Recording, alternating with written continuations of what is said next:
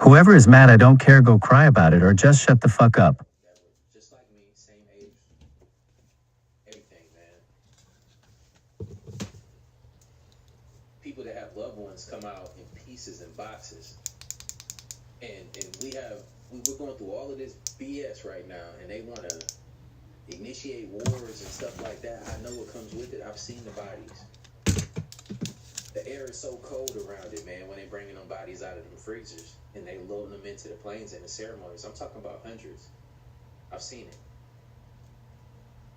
But we're talking about pens and Sharpies and shit. You're talking about war like it's not a thing. Send your kids. Don't try to send everybody else's kids. Send your kids.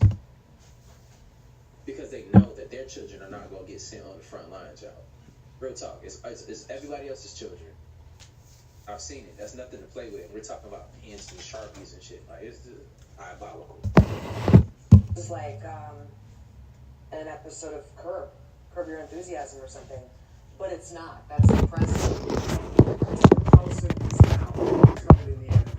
And if you listen to his speech here, it looks like he's having a right go at Donald Trump.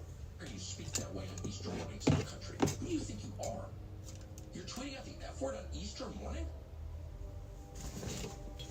Just watch. Praise be to Allah. This is a mockery not just of Islam, it's a mockery of Christianity. To send out a tweet with the F word on Easter morning promising the murder of civilians and then saying praise be to Allah without explaining any of it. But this is all optics, knowing that people are going to share this. If you listen carefully to the words that he's using and what he's actually saying. You are mocking me and every other Christian because we're Christians. We can't support that. That is evil. It is vile on every level. Mocking. This is a Mockingbird operation, and Tucker Carlson is very much connected with the CIA.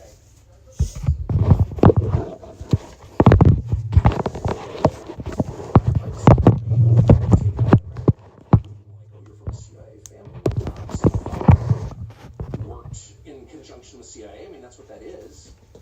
And I tried to join the CIA, but I'm not being false about it.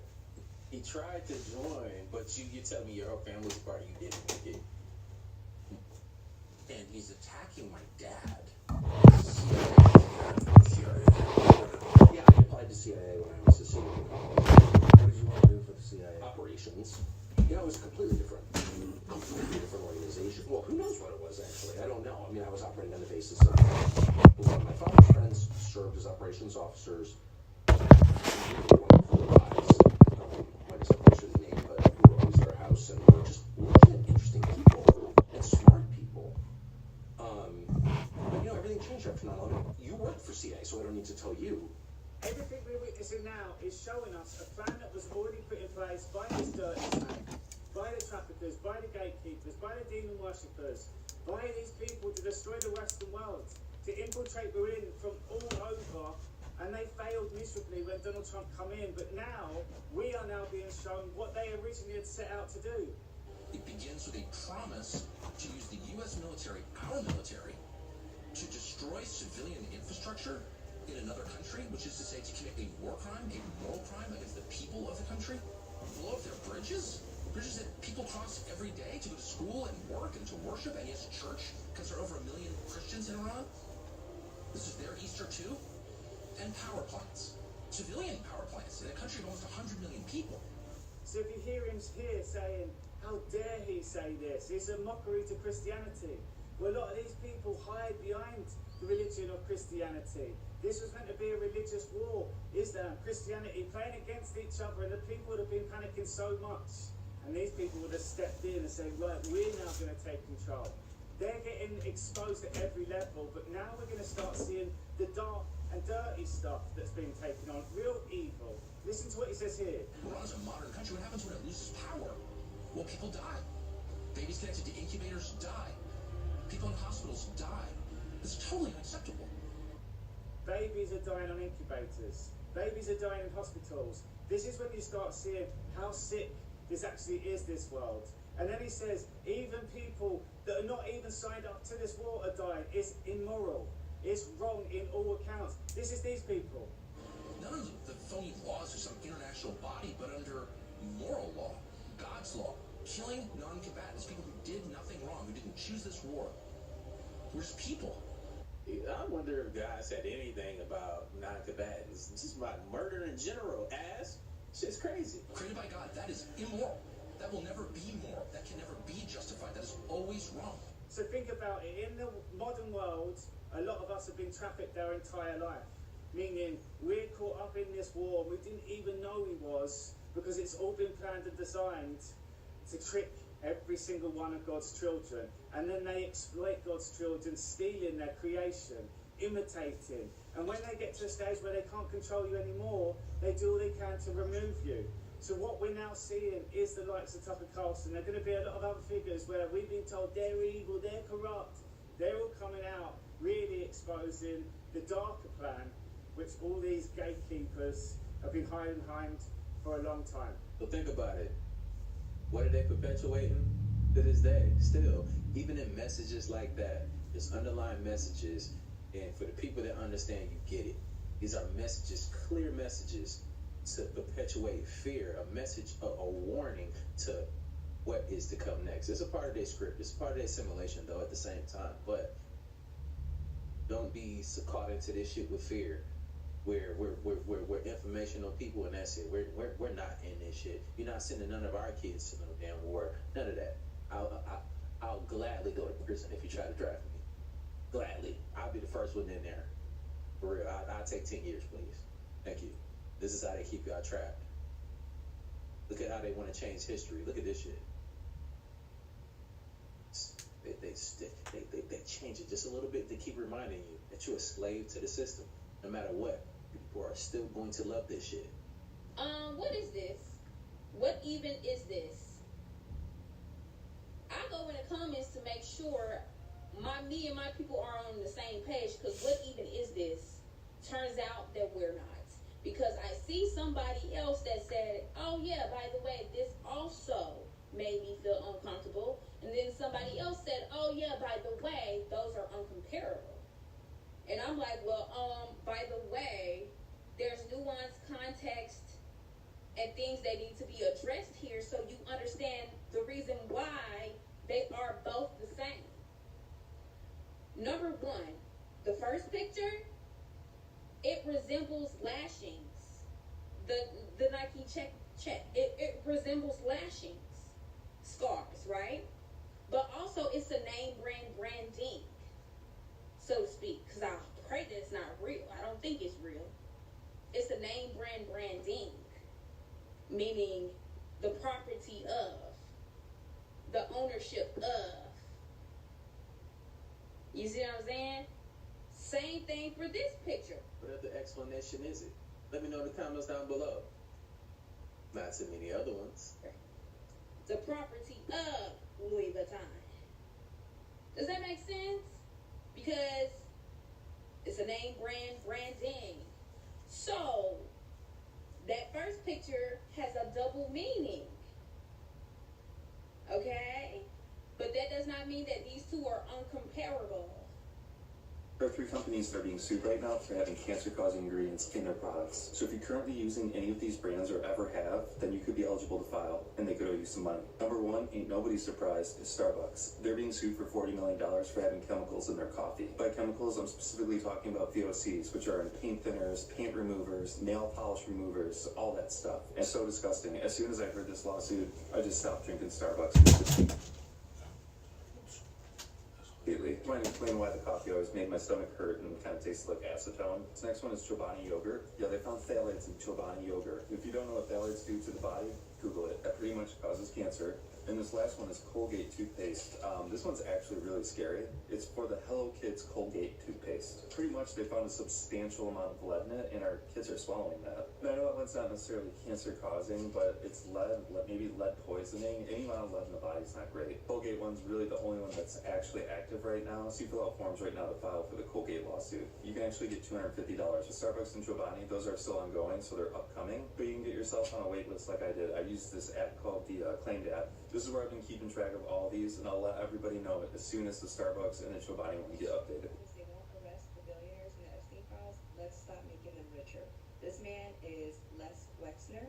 He is the owner of Victoria's Secrets and Bath and Body Works, and I personally decided, although I love those 2 brands, I love those 2 stores, I'm no longer going to be supporting those brands because this man photographed repeatedly with Jeffrey Epstein, have a relationship with him, is not being held accountable for anything, is pretending as though, oh, I'm just an elderly person that he took advantage of, but this is you, this is you, this is you, you knew Epstein.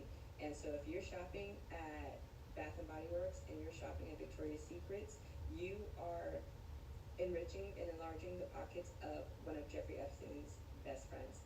And then also, if you're drinking Monster energy drinks, this man right here, Sultan Ben something something something whatever, he's the guy in those emails that said, I love the torture video. He owns DP World. It's like a shipping company in Dubai. So I went to see who DP World's partners with. They partner with Yamaha and Monster energy drinks. So the guy that said, I love the torture videos, partners with these companies. Don't drink Monster, don't buy a Yamaha until they come out and explicitly say that they're no longer working with DP World. I literally just made a video where I was talking about the fiery pillar of light, and I was basically explaining how this pillar of light symbolized interdimensional travel, a being either entering or leaving this realm. And I came to that conclusion because Shiva, the Hindu god, first appeared from a fiery pillar of light. But I just came across this video that kind of took me down another rabbit hole, so I'm going to show you guys this video. Let's talk about the hexagons in WandaVision. When they were used to close out the first episode's ending credits, I thought, oh, that's weird. Then they popped up again in episode 2, and we were all over episode 3, and then there was Bee Guy, bees live in hives. Hives are made of hexagons, and this wallpaper looks like a beehive if you squint. Then episode 4 shows us that the field around Westview is also hexagon-shaped, meaning this reality is contained within a hexagon, just like the show itself is bookended by hexagons in the credits. Jimmy Woo is also wondering about it on his whiteboard. I don't think this show would call so much attention to this if it were a simple Easter egg. See, hexagons have 6 sides and 6 vertices and 6 angles. Pointed out that these pictures in his office are in the shape of a hexagon. Look a little closer and you'll see hexagon patterns on his rug. And that got me thinking that maybe hexagons are actually the building blocks of the universe that hold the MCU together. Why hexagons? Well, for instance, a hive is the most efficient structure in nature. Hexagons prevent any wasted space, unlike circles, which leave gaps between them. Think about where we've seen hexagons in the MCU before. Space travel. In the Guardians movies and Avengers Endgame, ships travel using the Universal Neural Teleportation Network, or UNTN. Now, this is a network of wormholes that the characters call jump points. This network is displayed as a grid of hexagons. Presumably, since they're using wormholes, these ships are passing through the 4th dimension. Perhaps the 4th dimension is held together with a network of hexagons. Due to its connection to the Infinity Stones, these shapes could be the building blocks of the universe. So once I got to digging, I started to notice that hexagons were literally the shape for interdimensional travel, as you can see from this clip from the Spider-Man movie. As Miles Morales is going through the interdimensional portal, it is the shape of a hexagon. So that brings me back to these light pillars. There is a phenomenon where we can see these light pillars with our observable eye, as you can see from this image above. But what's fascinating to me is that these light pillars are formed because light is reflecting off ice crystals, forming the image of a light pillar. But if you look at these light crystals that the light is reflecting off of, it is in the shape of a hexagon. And that's how these light pillars are formed. You know how I always say they hide the truth in the media?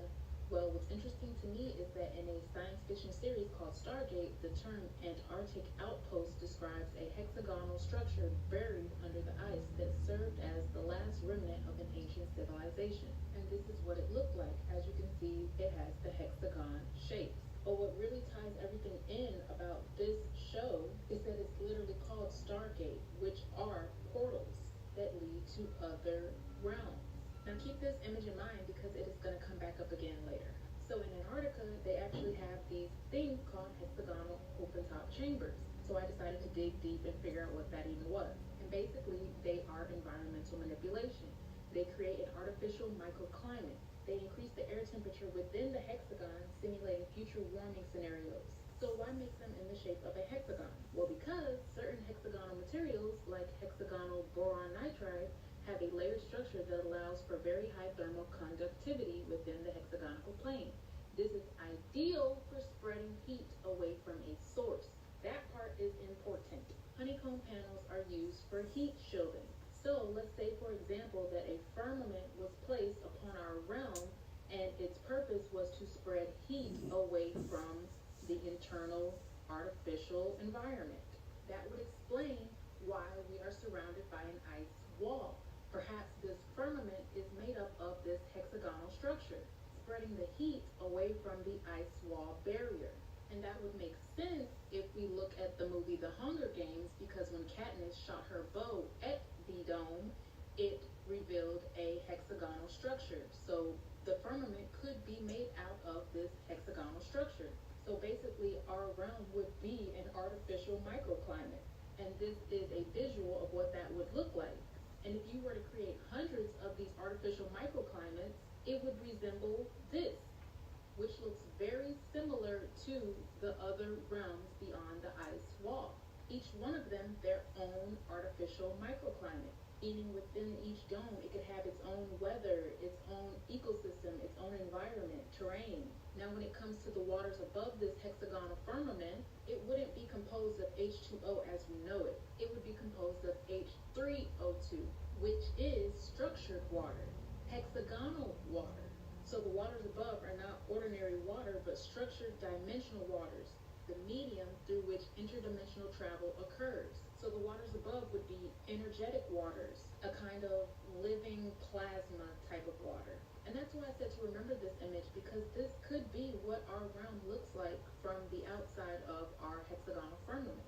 And if our firmament is made up of hexagons, that would explain how the light pillars or interdimensional travel is possible within this realm. Ooh, yeah, that's real interesting too. Like, when you think about it, like, I was just, I had to look over. I don't know if y'all noticed, I had to look in the other direction because I'm on my other screen, and I was looking like, damn, look up Lamborghinis. Like, Lamborghinis, they have hexagons everywhere, and then their logo is the bull. That shit is interesting. So do you guys remember when they took this creepy puppet out of the water? And that's why they're so infatuated with these damn giants in the water. Well, just in spacesuits. now finding out that there's more than one. And they're like brushing its teeth and feeding it food. The creepiest part is that they seem so real. I'm going to show you guys videos of them and let me know what you think about it, because it's scary.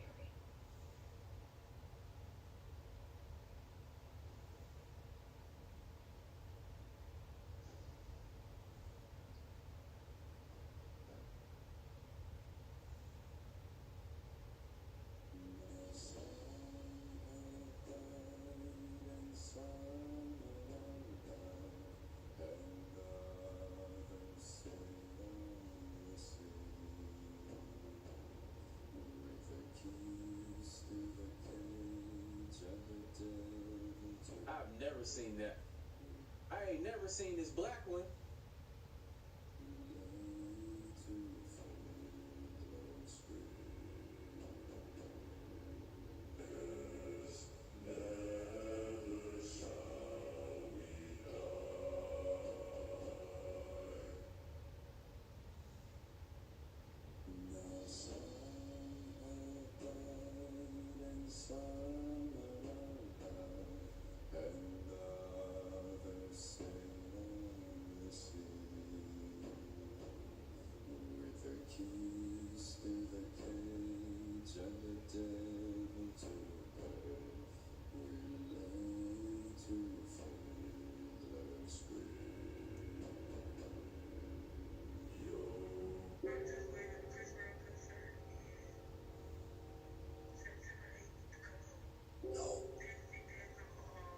Waiting on a Chris Brown concert. But what about that doll in your hand, lady? The eyes just moved. If you keep that around you, I don't think you're gonna make it to that concert. Stop playing with me, son. This bitch is for insane purpose. I don't know what the hell is going on in there, but she better get rid of that doll fast. Sir, it's not a game, guys. You see the eyes move. That reminds me of that movie, Tales from the Hood. Remember? She's cuddling with a doll with the eyes moving. Just get a man. Stop playing with me, son. It's not a game. I got you know what it is. Sir, I told you about keeping those dolls around. Because now the eyes are moving. They had enough. People are saying that there's spirits going inside of these dolls, statues, things like that. And to be honest with you, that's a lie. Stop playing with me, son. It's not a game. I got you know what it is. Sir, but I tell you one thing. If I ever go to a girl's house and she has dolls laying around, and when I look at it, it rolls its eyes at me. Should have never did that, though.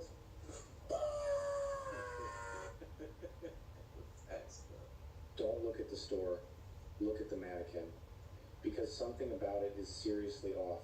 At first it just looks hyper-realistic. The skin, the eyes, even the expression feels almost too lifelike. But then you notice a chain hooked from the top of its head straight into its mouth, dragging its body upward and forcing it into this stiff, unnatural position, like it's being held there, and somehow nobody around reacts like anything's wrong. As the camera moves closer, the uneasiness starts to build, because the closer you look, the less it feels like a mannequin and more like something pretending to be one. And then right when you think that's the worst part, the camera shifts slightly back and reveals another identical figure standing behind it. Same face, same expression, except that one isn't still, it's moving. And at that point you realize you might not be looking at mannequins at all. I had to get up just to tell you this. So I wrote my book, right? The link is in my bio. In my book, I talk to you about how people's vessels, like these bodies, can be used by other entities to, do what they want them to do. And I gave examples in the book. For example, like if you make a conscious decision to do something different in this matrix, and then they will send somebody to you to basically draw you back into submission into the matrix. Well, I just saw this guy's video on TikTok where he was talking about this nanotechnology, and I didn't really cover nanotechnology in my book, but he was saying basically it's so small, like we can like swallow the shit, and it's inside of us. And Hold on now, girl. Pause now. Pause.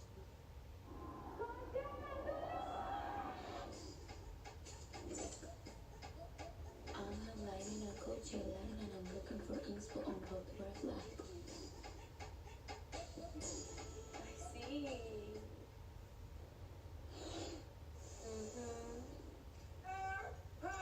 Airheads.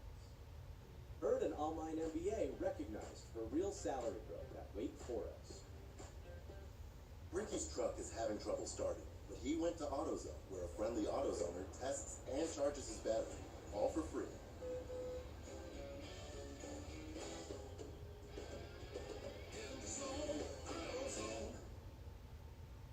And Rent-A-Center, own the best brands your own way. Juan owned his flat screen Sooner with an early purchase option. Nikki owned her washer with bi-weekly payments. Melissa owned her sofa with 6 months, same as cash. Own your own way. Saying that this nanotechnology is like a kill switch. Like they can turn that shit on and get somebody to do what they want them to do, basically like remote control. And if that's truly the case, that would make sense why people, their vessels are used without them even knowing, without their conscious consent. Like if you make a conscious choice, hey, I'm gonna be abstinent, I don't want to have SEX anymore, and then all of a sudden your crush, the person that you are specifically attracted to, hits you up out of nowhere trying to hang out and take you on a date. Yeah, it's because of that nanotechnology. They got that vessel to do that towards you, to pull you back into distracted mode. It is just crazy how the dots are connecting, and what I was saying in my book, I'm spot on, and people are just giving me confirmations. Like, this shit is scary, you guys. If you got vaccinated, you need to watch this. He said the nanotechnology is self-replicating, which means once it goes inside your body, it creates its own self. It keeps duplicating itself, and it's going to your brain. This was all a part of the plan, people. They're going to control your mind, and they probably already are through satellites. It's technology. You always tell us through movies what's going to happen. Check this out.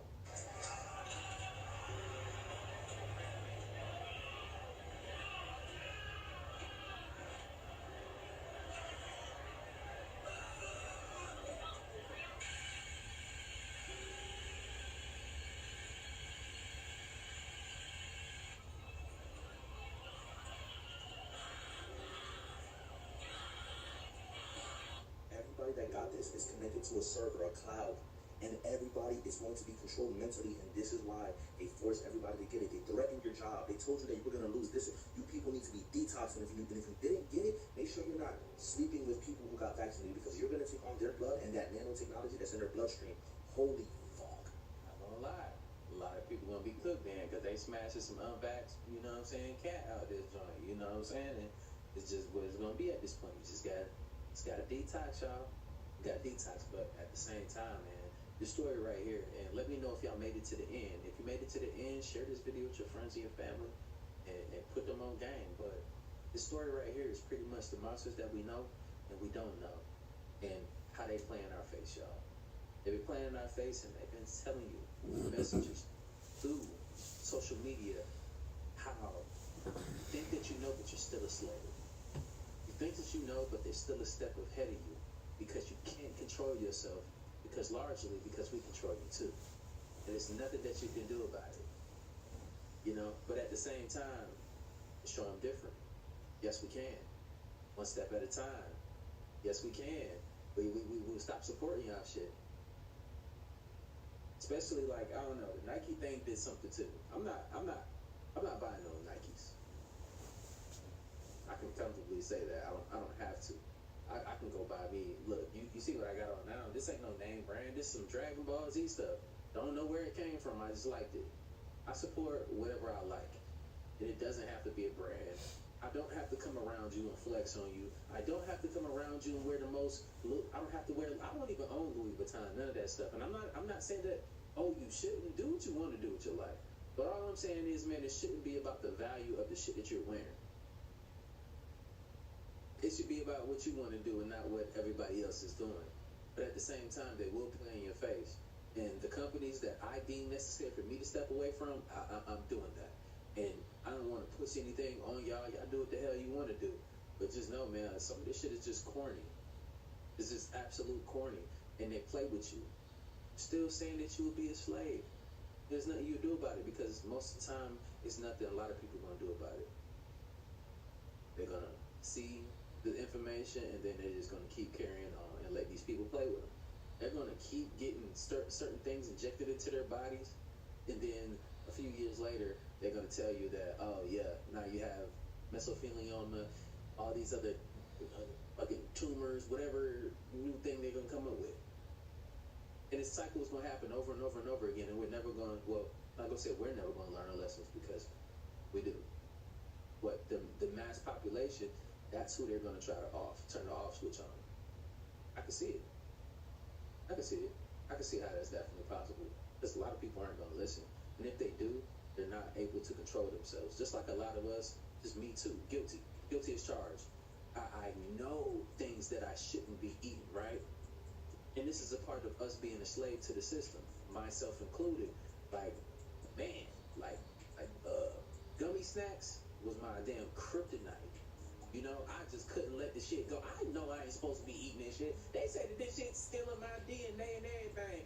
And I'm still contemplating on eating this shit because it's so good.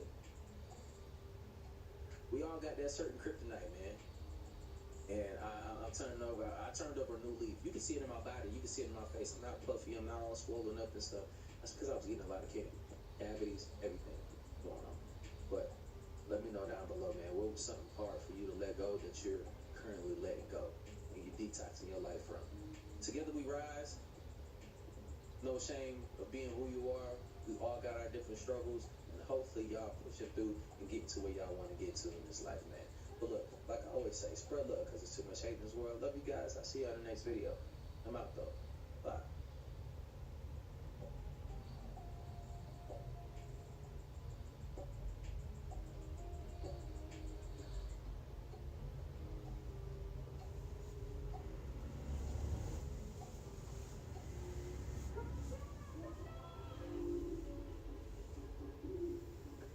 What does the guacamole represent in Latin culture?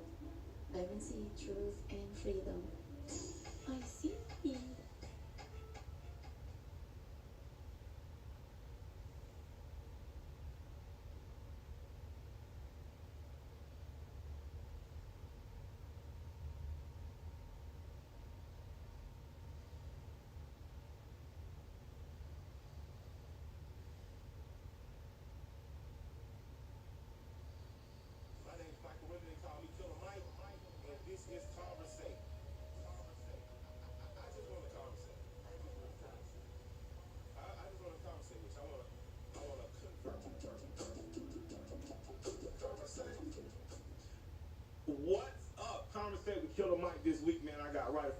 man, oh, I'm Bear. We don't have Swift, so I don't have nobody to be like, shut up. Nah, he was drinking a little bit last Yeah, night. I'm Big Bear. Shout out to Dr. Cutmaster Swift, who's not here with us today. Shouts out, man. I got a friend, man. I dare say you back before the internet was so corrupt, you had to join a team and had other people. You could meet people that you thought were interesting, and I found truly someone I built a cool friendship and relationship with. His name is Mickey Shook. He's the founder of Carry Trainer, a nationally recognized firearms and self-defense training organization. His work emphasizes a holistic approach to personal protection that goes beyond shooting mechanics or even permits and that mind state. He's about responsibility, awareness, and real-world decision-making. He teaches pistol, rifle, shotgun, personal protection concepts while building a strong training community both in person and online. I'm a fan and a friend of this man. This is Mickey Shook, man. Thank you. Thanks for having me. I appreciate it. Mick's been trying to make this happen for like 2-3 years, too. Mick said I'm Grumpy Bear.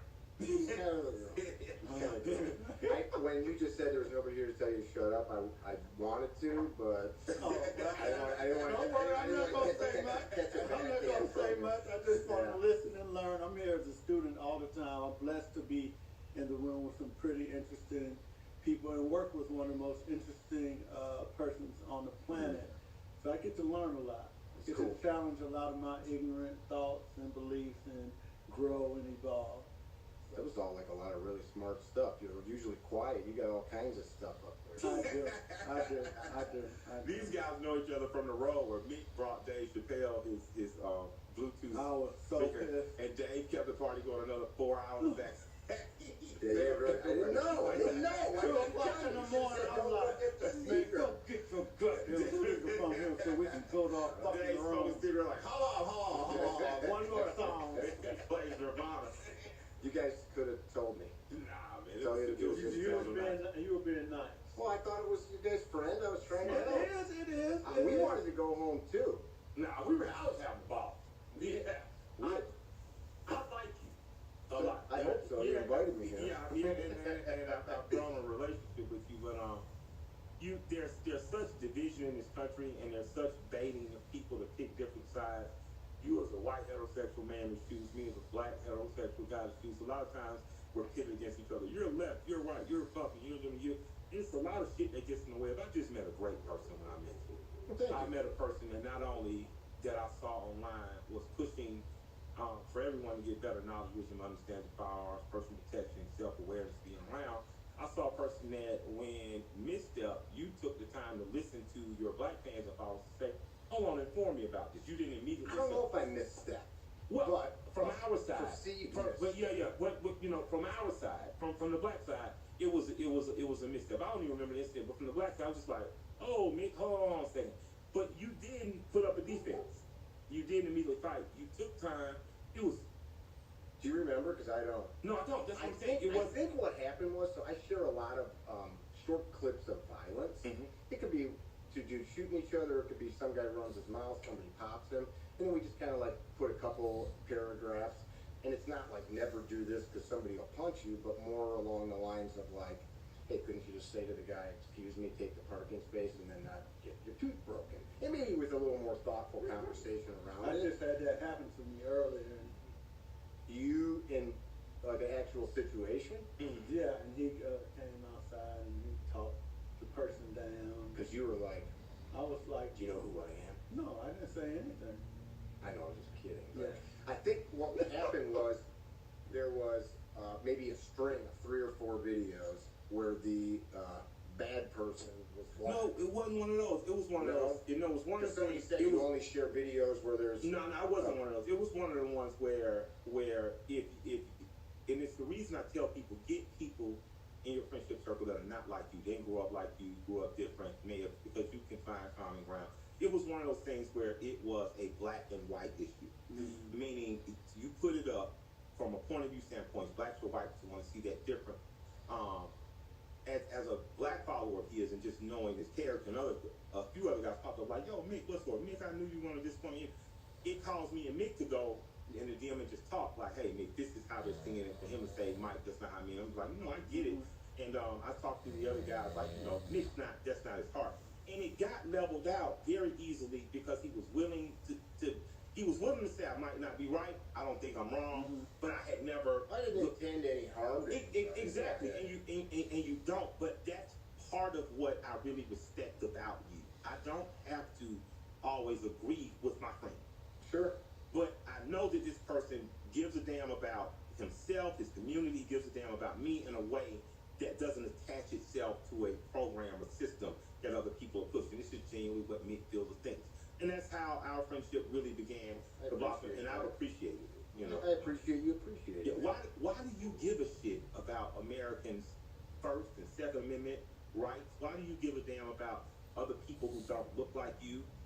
You know, your childhood was no golden staircase. Why do you give a damn about people in the way you do? I know you told me I've had 8 friends that are murdered, right? But it can't just be the pain of losing those friends that drive you to do such good. Well, I don't know if I do such good, but isn't it weird? I think you do good, from my perspective. But this like vacuum that we live in, like where, for what you just said, I will post something, and it, we were just talking about while you guys were getting here about what happened in Minneapolis. Yeah. And I shared some comments on that. So somebody said, man, I followed you for years. Based on that, I can never follow you again. Well, first of all, I didn't levy any judgment either way. I just commented about what I saw. But then I thought, even if I disagreed with you, I mean, notwithstanding saying that I hate somebody because of their color, or sexual proclivities, or whatever, but like, it was just a conversation. You never can look at me again now? Like, so you only can hang out with people that, like, okay, I only listen to Leonard Skinner or Tupac or whatever, and I drink this beer and listen to, you know, this sportscaster, and that's it. So outside of that, I can't know you. Like, it's fucking... What's dangerous about that, about dropping people or wanting to cancel? Because I get that a lot in my comments. Somebody's going to see this want to drop you? Somebody's going to see I'm having a conversation with a white heterosexual man, and they're going to assume that for some or some, we're going to agree on something, and that's going to be the Michael sold us out. We just did a class in Central Florida. Yeah. And we had 5 guys, all retired from Miami-Dade. One of them ran pretty much the sheriff's office. One ran the forensics. They all ran shit. Now they're all retired. All black guys. They were the coolest dudes. And I love these guys because they always joke with me because I'm like the white dude that they joke with. Yeah. And that's not that I get them, but I got no problem poking back. Talking shit. Yeah, we had 3 days of fun, man. But one of them we called on the way back, and he wants to come and hang out again, and it was lovely. I think the whole color of our skin thing, I really don't get. I mean, it's pigmentation, so that has nothing to do with you. And I used to talk years ago. You told me one time the story, I'm sure your listeners have heard you tell it, that you learned to sew. Yeah, my grandma. Yeah. And your grandma learned to sew from a woman that was literally related to someone that was an enslaver, right? Is that how the story goes? Yeah, well, my grandmother learned how to sew from her mother. Her mother had been enslaved, and her mother taught her how to sew. So just like a couple generations. And I knew my great-grandmother. Sure. So that like completely changes your worldview. And so, like, I get that shit, but to just say, like, well, I'm this color, you're that color, so this. Yeah, well, I mean that's not, you know, I hear people, like, I hear a lot of frustrated white folks saying that too. You know, I'm just colorblind. No, we're not colorblind. We see each other. Of course, but let's you know, all the color stuff is about 550 years old. The Catholic Church introduces it. It needs a reason in Spain to say these people are Moors or dark. These people are Jews. These people have to be expelled. These people have to be subject to services, but they get permission from the Catholic Church. The Catholic Church then pushes the idea of racism and the lower beastly races being able to be used by the Catholic Church more. And it goes on for a few hundred years, and then eventually in the UK, other places started banning it, America bans it. But racism was introduced via a power in the church that should never have been. And with that said, Jane Elliott has an amazing... Jane Elliott. Okay. She's a woman who after... I think you told me. Yeah, I told you about Jane. But I want you to watch your documentary because it kind of talks about it. She says, you know, there's no purely black or purely white people. Say we're all shades of brown. You know what I mean? And essentially what made you lighter and me darker is whoever walked out of Africa into Europe, got lighter, hair got longer, the cover, eyes were lighter, more recessive genes happened, and when you stayed in Africa close to the equator, your body had to have more dense melanin so the sun doesn't stand you. We're human beings. We are. What color did Stan call me the other day? Mauve. Your mom? I'll give you that. I'll give you that. So your question, I just wanted to make sure that I was on the same page as what you were saying. So, I mean, I don't give a shit what color you are. Yeah. I care about what you do or don't do. If the cops pull us over, I give a fuck if you do the talking. Say that again? If the cops pull us over, I give a fuck if you do the talking. And you know, that's something I'll never understand, right?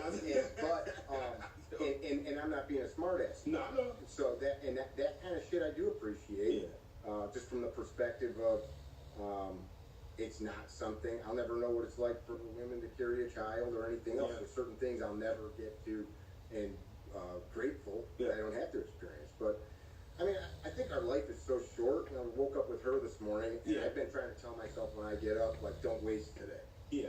And I mean, we're not children, and you and I got some great, and it's like, what do we got? 40 years, 30 years, 50 years? If we're like crazy lucky, like if we're like old people. You know, it's crazy to me. You don't seem like you waste a lot of days. I mean, I wake up some days, I go on your show, like, man, let me go take my 3-mile walk. I'm not gonna waste a day.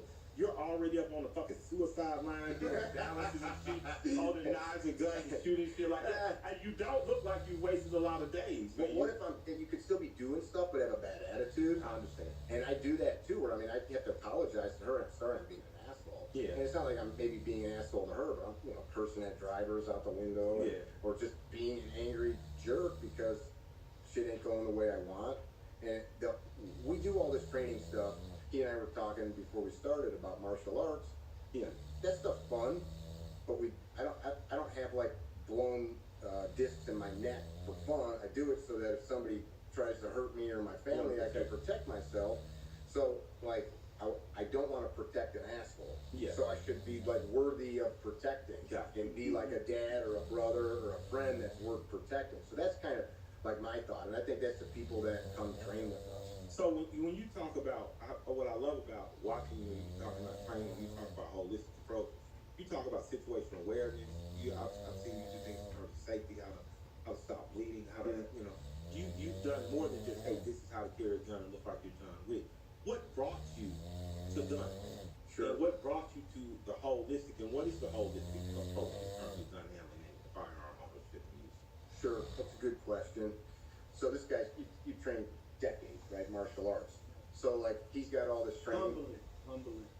But you're in saying that means that you're truly an artist, because if some dude that spent a couple months that you grab assing around with his buddies, you know that guy doesn't know anything, but you know you start to know enough where you know shit. I know some things, so that means I don't know what any of these dudes know. So I don't want anybody to put their hands on me unless I have to.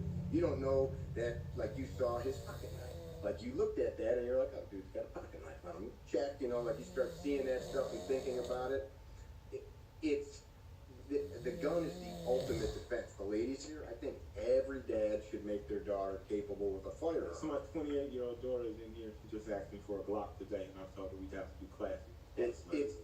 We just were on the phone with a friend of mine today that let us know his daughter just got raped at college, and they're doing nothing to the guy, and it's there's a really shitty story around it. That's the 10th friend of mine whose daughter got raped in college, and I knew her as a little girl. I was crying listening on the phone. I'm like, man, this is freaking horrible. And a gun doesn't fix that. Yeah. A gun could have in like a split second, but you know, why you with this dude? Where were you? You know, all of these different things, and it's a simple tool that in a very narrow parameter of bad things, it's the solution. Yeah. Right? I can't fix a nut with a hammer. I need a wrench. Yeah. So it's for a specific problem, but when you need it, you need it. Right? How important? Business evolves fast. Our students are ready. Learn more at wgu.edu. With spring deals at Ashley, you can find inspiration when you least expect it. All it takes is looking at things a little differently. Find a fresh perspective with Ashley at prices that let you dream big. Shop the season in-store and online. We got the same, don't give it your bill. It's time to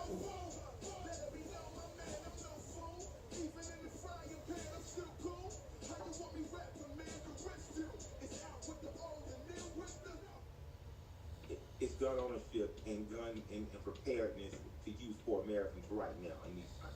You know, you asked a minute ago when I derailed you into the race thing for a minute.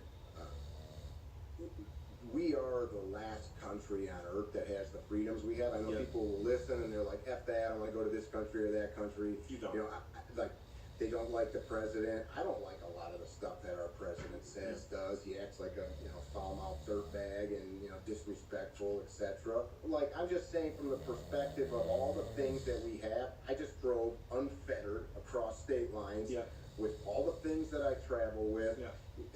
You've got marijuana in front of you, or is that tobacco? It's marijuana. Okay, so, like, nobody's coming in here to stop you, and, like, we've got a pretty nice life here. If we need to eat, we can go get, we got bottled water that, it's pretty nice here. And it was because a lot of freaking people worked their ass off to do it, and we got crime problems, we've got all kinds of issues. Our founders had this concept that they didn't create. The Greeks and the Romans had this idea of civic virtue, which is this, I own this city as a member of it, I own this state, I own this country, and it's pretty basic, right? It's the golden rule. Like, and I got to give back to the community. I'm no picture of, like, perfect servitude. I've done criminal shit in my life, but I, as an adult, look, and it's like, all right, what's my role in this? I can complain. Firearms, the morons that are like, let's shoot the government officials or, like take a stand with arms. That's a folly. You're not going to fight the government. A bunch of hillbillies aren't going to go fight the government with their rifles and win. And guys will hear this and they'll hate me for it. I was involved in politics for years. We passed legislation on a statewide level and was involved in cases up to the U.S. Supreme Court. Could hillbillies not do it, though? I mean, you think about it. So no, because it requires leadership. It requires organization, service, or organization, sacrifice. You ain't gonna see your wife for the next couple of months. You're gonna be it's just me and you in a ditch. So what about the people who pop up and say, well, the only reason you guys won the American Revolution was less about you as an organized militia, which we did. George Washington had a hell of an organized militia. It's Black History Month. Shout out to Christy Savage, who's the first person to die in the Revolutionary War. True. Happened to be a black man, but that's for all Americans. But the thing about Revolutionary War is that part of the reason we won was guerrilla warfare. You had farmers who were armed with long guns, and if the Redcoats were marching 12 miles or somewhere, by the time they got to the march, they lost half the field because farmers would pick out from trees. But even then, I guess, would be organized, because farmers would have to communicate amongst each other. The Redcoats. They were not fighting what is now the United States government with trillions of dollars of weaponry. And people that hear me sometimes, recently guys were calling me like a liberal, anti-American bootlicker. I'm the farthest thing from it. But I'm also, I've got friends that are Green Berets, Army Rangers, Navy SEALs. No, we're not going to go beat these guys up. I've got a friend that flew an F-16. We're not going to go stop these guys. But how do you do it? Well, you change who's in office. You change who's your mayor. You I used to talk about this stuff. Hyper-local politics. Change what you can locally. Because the mayor is the guy that goes and runs for state rep or state senator. And that guy goes and becomes the governor. That girl. And so and then we have, go look at voter polls. People don't vote. So the thing about this like gun thing, we've kind of got this idea in our space, Bennett and I, control what you can control. Absolutely. I can't control either you guys. I can't control anybody but me, what I do, who I talk to, how I talk to them. And I can control, like, hey, if, he and I were just talking about firearms before we started. If my friends and I all make good choices with our firearms, that doesn't mean shooting the right guy, but like, I train safely, I know what I'm doing, I know and understand the law, and then I couple that to a mindset of not engaging in violence that doesn't need to be. Well, that's really good, because now cops aren't doing stupid stuff they shouldn't have to do. And then in addition, maybe I'm like raising kids that are not growing up.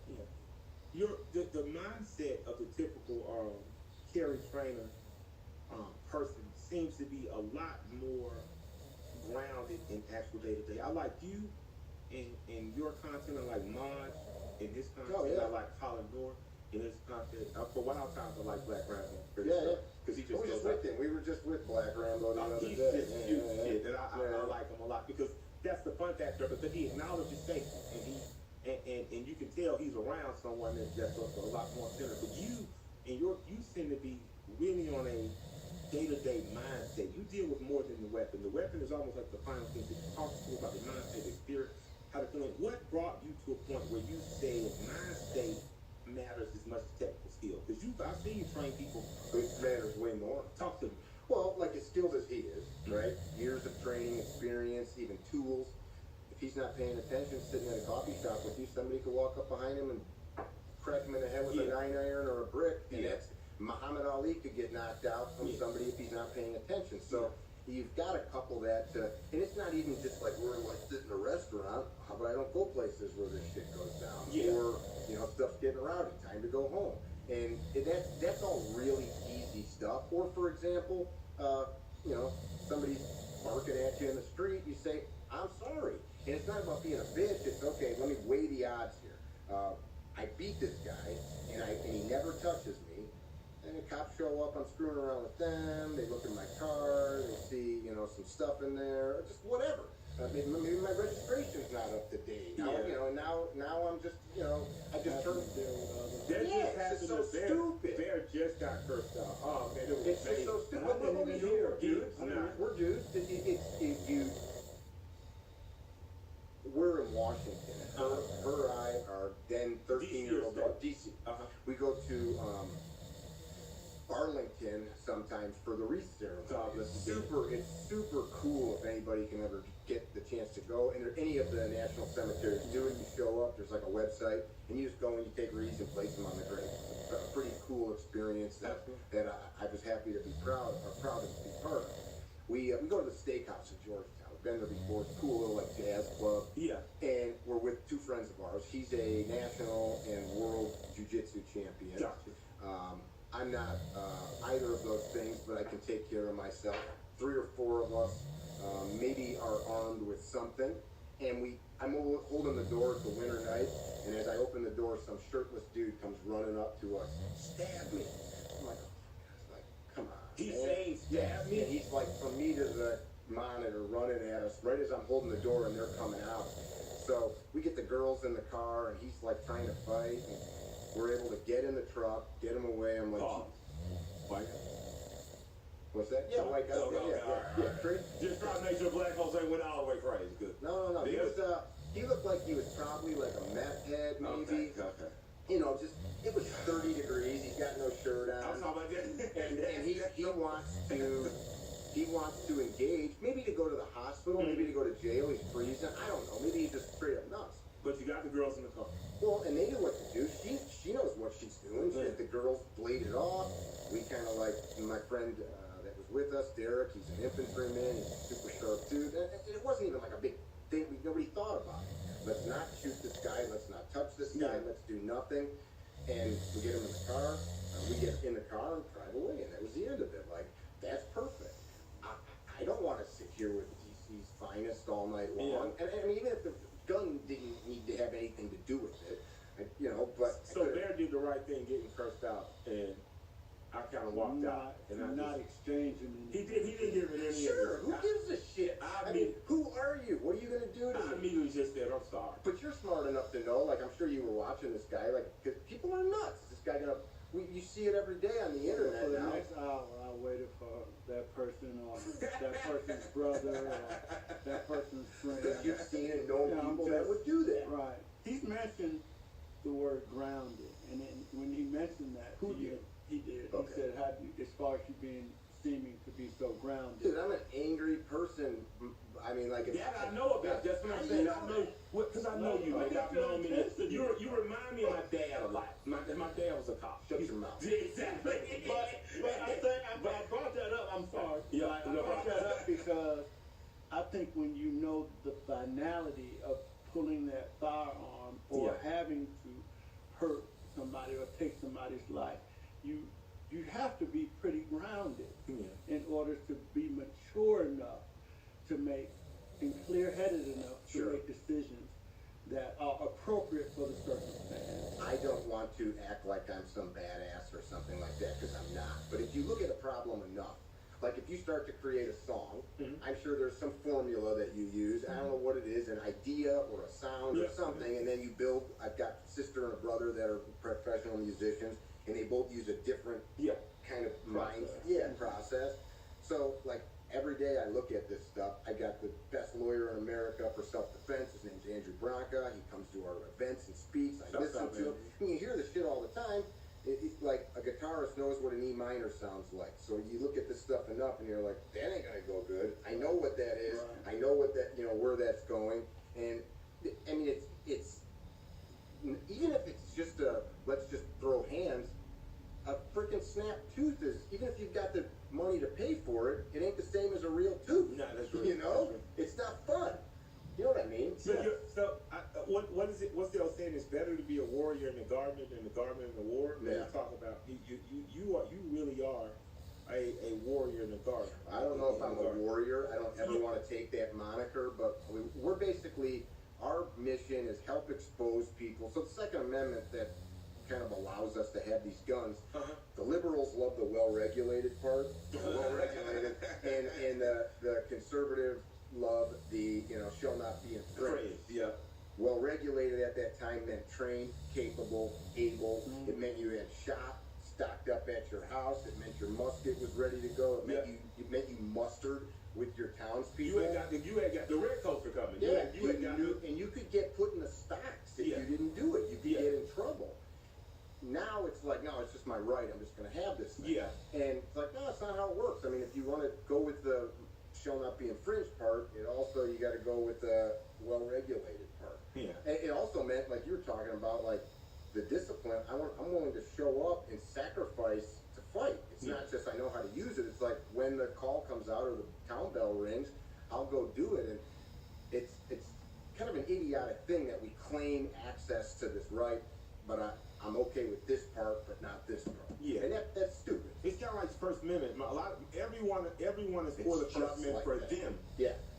But if you don't agree with it for the motherfucker you most disagree with, you don't really believe it. And most people forget the Bill of Rights doesn't protect me and you from each other. It protects us from government. Exactly. Like if I say to you, you're a dumb motherfucker, and you punch me in the face, and I say, it was my First Amendment right. I have no First Amendment right of free speech to you. People don't understand its basic civics. Yeah.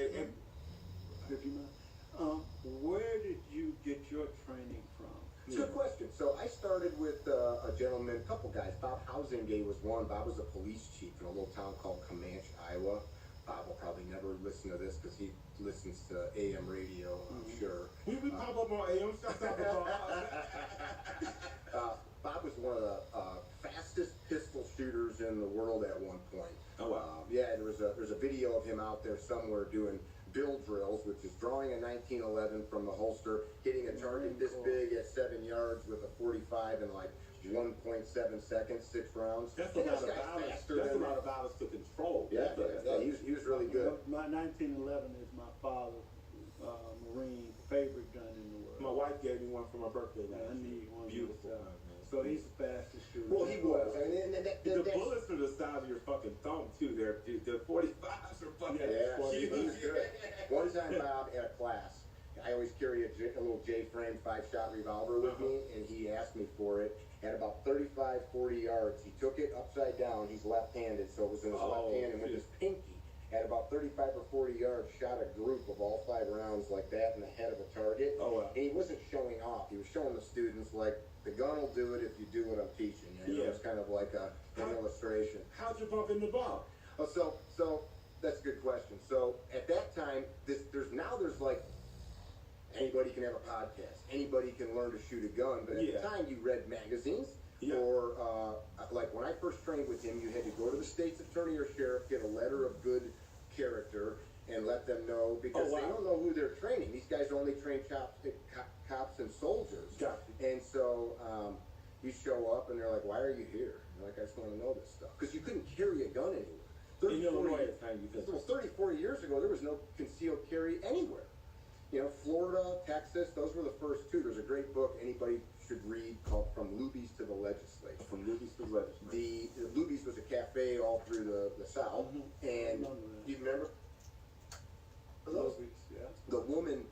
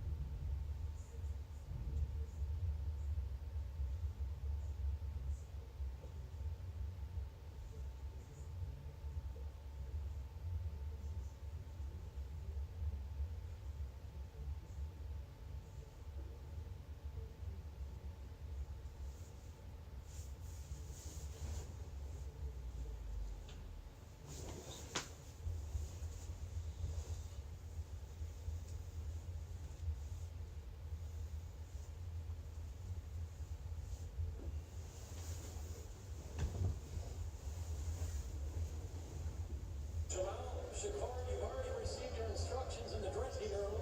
You both know exactly what I expect. A good, clean championship fight. Just obey my commands and protect yourself at all times. Touch gloves, good luck to both of you. Right here, right now, is when they actually find out everything about the other. Andre Ward, we have talked about it all week, of asking Jamel Herring, what's the game plan? What's the strategy? And how early do you get to...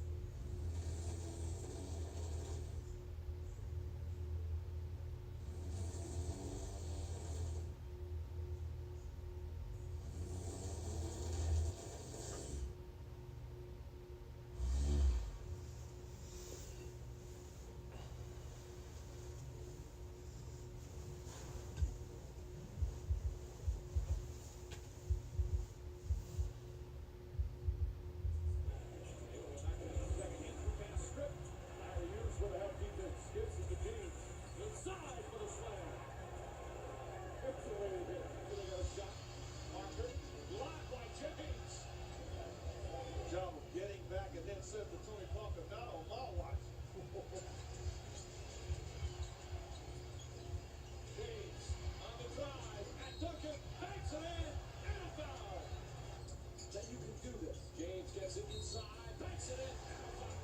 To Gaines, and now on a 4-point advantage. Duncan. James.